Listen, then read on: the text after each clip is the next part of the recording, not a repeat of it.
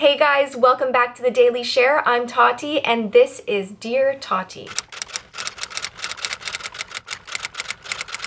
We have a relationship question today coming from Ollie, who lives in Portland, Oregon. She says, Dear Tati, my question is, I'm in a relationship right now and this is my first relationship, so it's difficult for me because I have nothing to compare it to.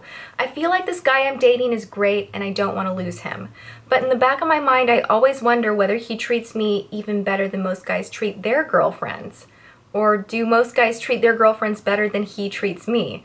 How can I put this? You know that gross cheap imitation chocolate they sometimes sell? I feel like if you never tasted real chocolate, you'd think the imitation chocolate was great. I had my very first serious relationship when I was 19. We dated for 4 years and it was a good relationship. There really wasn't much wrong with it. He was my best friend and I still to this day don't really have anything negative to say about him. But there was that feeling in the back of my mind where I was always thinking, you know, is this it? And I know that sounds really harsh, but you do need to experience different things in life. And I'm not just talking about relationships, but in your life, I feel, to really figure out what you want. So it's not even so much how a guy is supposed to treat a woman, it's what your expectations are from a relationship and if your partner is meeting those expectations. Because back when I was 19, 20, I didn't know what I wanted. I didn't know myself. I was totally insecure. I didn't know what I wanted as a career path. I was very wishy-washy about things. If he is great and he is treating you wonderful and you feel safe and loved and it's a very balanced relationship, then keep with it. And, you know, maybe you found someone great for life. And if you have those feelings where you're thinking, maybe this isn't it, maybe there is something better, then, you know, by all means, explore that. You're young and you have time to do that. All right, next question. We had a very popular question that was asked by several different people this week, so I want to bring that to the table first. Before I read this question, because a lot of you guys were asking, Dear Tati, my name is Stephanie, I'm 29 years old and I live in Dallas. I have a question about eyeliners and never know which ones to buy. Are they all the same or can you achieve different looks with different liners?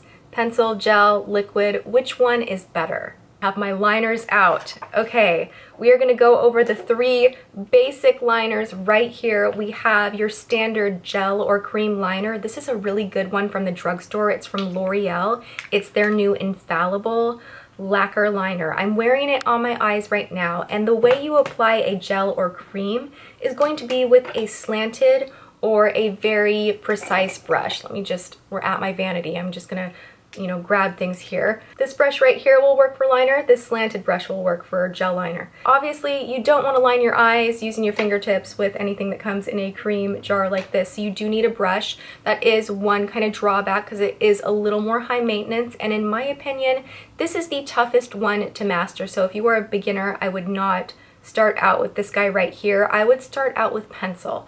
The nice thing about pencil is if you kind of goof up, you can smudge it out, smoke it out. It's the most basic foolproof type of liner that you can get, and you get the most use out of it because obviously you can put gel liner in the waterline, but I find it really irritating and uncomfortable. Pencil liner is the way to go if you are going to be lining that waterline, which let's just do that right now. I'll show you guys. This looks scarier than it actually is. So that's an example of water lining, and we are going to move on to the third one, which is a felt tip liner, and you definitely can't get in there and waterline with this guy, so you can't use it as much as you can your pencil liner. Let's just even things out. But you can get a really beautiful wing and get very close to the lash line with this guy, and it's not as tough as your gel liner. This would be like your winged liner with training wheels before you moved on to the gel cream liner. So we have some options there. They do all do different things, so you're not wrong to think that. And my vote for you is, if you are just starting out, go and grab yourself a pencil liner. It doesn't even have to be black. Go with a deep brown if you are, just figuring out how to do things and you just want to frame the eye. And I hope that helps you guys out on the liner front. So that is it for this episode of Dear Tati. Make sure that you are continuing to submit questions to DearTati at Glam Life Guru. I read them all, I get inspired by them all, and I am loving this. I'm loving hearing from you guys, and yeah, I hope that you come back. Make sure you hit that subscribe button to the Daily Share. And thank you so much for hanging out with me. I will see you next time. Mwah.